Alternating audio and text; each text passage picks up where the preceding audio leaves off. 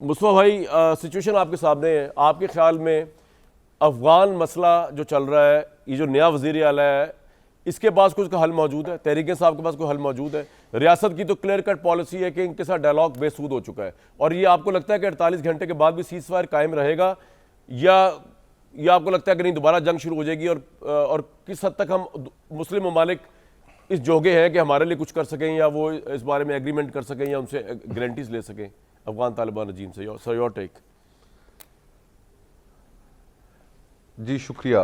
कामरान भाई, पहली बात तो ये है कि हम ये जो गुफ्तगू कर रहे हैं, आप लाहौर से हैं, बिलाल भाई जेलम से हैं, मैं इस्लामाबाद से हूँ, ज़ुबैर भाई कराची से हैं। अगर इसी पैनल में कोई महसूद होता, कोई वज़ीर होता, कोई बंगश होता, कोई आफरीदी होता, कोई खैबर पख्तूनख्वा से आदमी होता, तो वो ज़्यादा कंट्रीब्यूट इसमें ये हम पॉजिटिवली कर सकते थे।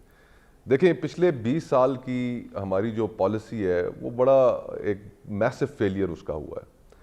कुछ लोग थे, जिनमें मैं भी शामिल था, जो कहते रहे कि जनाब ये जो आपकी पॉलिसी है ये ठीक नहीं है, अफ़गानिस्तान के हवाले से, TTA के हवाले से, और TTP और TTA ये एक ही सिक्के के दो रुख हैं। तो आप जो आज इनकी मदद कर रहे हैं, इनकी ब्लाइंड आए एक तरह से, आप you looking the other way.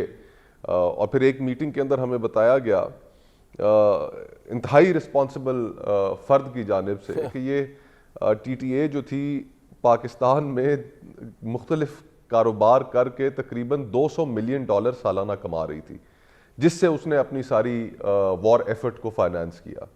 तो इतने बड़ा ये जो फेलियर हुआ है, इस फेलियर के बाद हमें चाहिए ये कि ये बैठकर सारों की मुशावरत से एक पॉलिसी तैयार होनी चाहिए, अपनी राय हमें थोपनी नहीं चाहिए।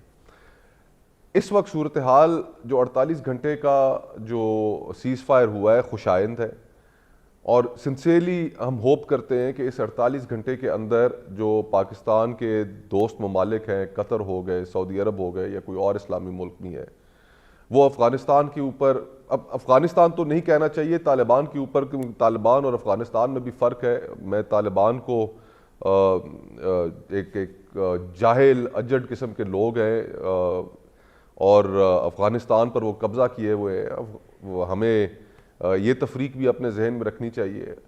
तो पाकिस्तान में जो शहादतें हुई हैं, उसके बाद पाकिस्तान के पास भी ऑप्शंस कम रह गए थे, लेकिन ये जो 48 घंटे का सीज़ फायर है, इसमें लेट्स होप के सैनिटी प्रिवेल करे और उनको भी ये बात समझ आए कि वो पाकिस्तान के लिए। लेकिन मुस्तफा भाई, अब मेरा ख्याल है कि you are not for any dialogue with the terrorist. जहां तक मैंने आपको समझा है, आप समझते हैं कि नहीं, इनके साथ डायलॉग नहीं, तो ये आप समझते हैं कि जो PTI कह रही है, जुबैर साहब कह रहे हैं कि अभी भी डायलॉग, या जो सोहेल अफरीदी साहब कह रहे हैं कि dialogue, political dialogue, not operation is the option. आपके क्लियर कट सर व्यूज क्या हैं इसके ऊपर?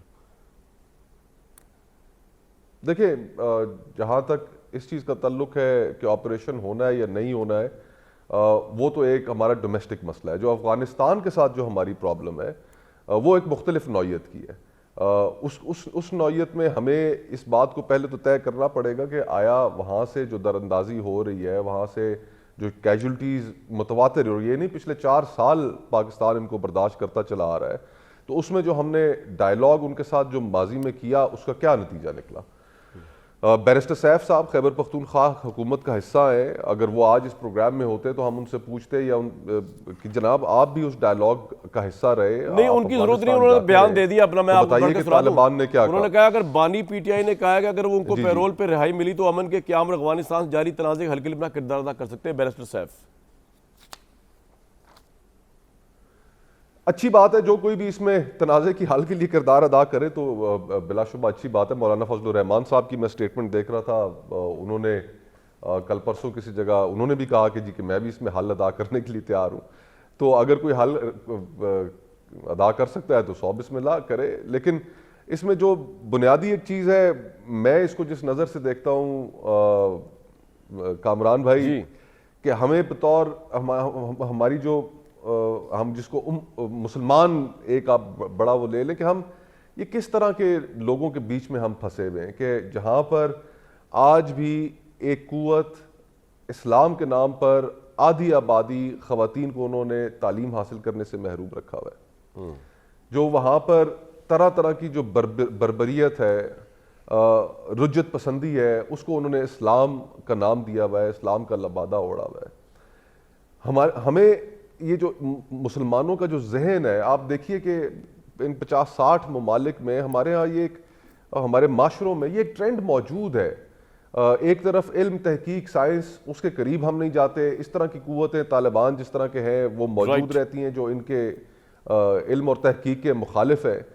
तो ये किसी भी सूरत हल हो नहीं सकते हमारे मुस्तकबिल का, जिनके तालीम के बारे में ये राय हो कि वो आधी सर बिल्कुल ठीक, आपका ये पॉइंट आ गया है वो हासिल करने की अहल ही नहीं है। बिल्कुल ठीक सर, ये आपका पॉइंट बिल्कुल आ गया मुस्तफा साहब, में आपके व्यूज़ का बिल्कुल इल्म है और बड़े क्लियर कट व्यूज़ हैं आपके इस मामले में। अब सवाल जो रह गया उठता है ना, वो ये है कि ऑब्वियसली जो डायलॉग है, अगर डायलॉग की ऑप्शन देखी जाए तो पीटीआई की जो वज़ीर आला है ऑब्वियसली, या उनकी जो गवर्नमेंट है वही लीड करेगी ना डायलॉग को। उसके ऊपर वफाकी हुकूमत का, इदारों का ट्रस्ट ही नहीं है।